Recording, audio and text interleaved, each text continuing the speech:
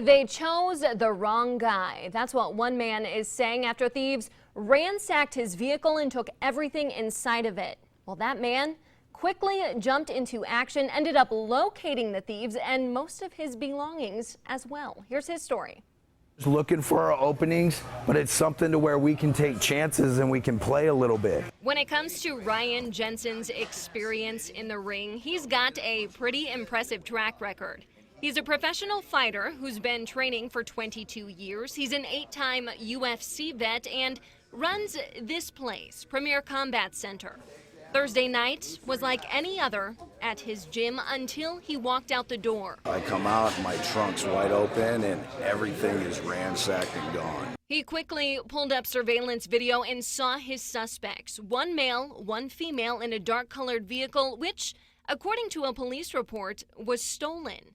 When he checked his bank account, he had his answer.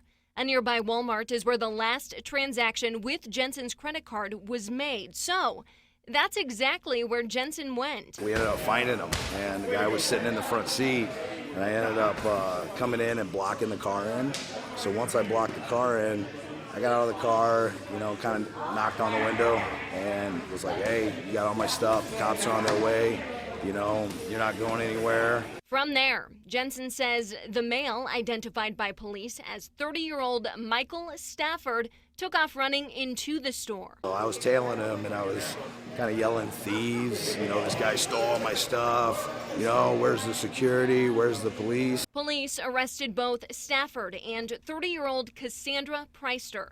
Both are now facing a slew of charges, including theft and use of a stolen credit card. I definitely could have reacted way differently in that situation, especially with my background. But he adds these two certainly chose the wrong guy to mess with.